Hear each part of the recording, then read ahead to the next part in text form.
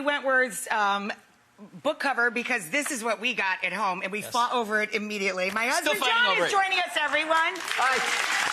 John came in today not because it's Friday when he normally shows up to make a cocktail for the show and to answer your questions in the Q&A, but because it's Allie Day, and Allie is, what is she? Is she your favorite?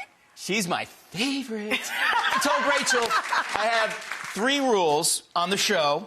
If she ever has a former Beatle on the show, I'm in. If she ever has a member of the band Kiss, I want to be on the show. I screwed that up, by the way. He didn't come that day. Yeah, Gene Simmons was here, and she didn't invite me. He didn't talk to me, like, for a week. He would eat my food, but he wouldn't speak to me. And then the 3rd guest I must be here for is Allie Wentworth. So, Allie is a New York Times best-selling author. Of course, this is her 5th book, Allie's Well That Ends Well. And the book is awesome, hilarious, and you will zip through it. And I love that the book begins and ends with love, with husband, and a dog.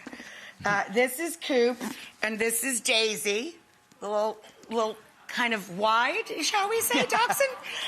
Yeah, it'll really grab your heart. You're going to love it as much as all of her other work. Please welcome back to our show, the one, the only, Allie Wentworth!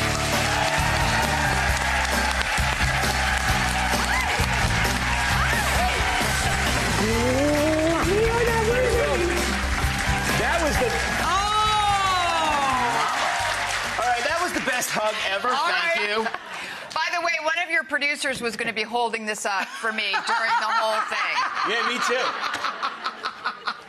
I don't know. George probably paid her off, but hi. Hi. Well, I mean, he is about the right height. You're in the zone of George. I know. George is a better golfer than me, though. Creepy.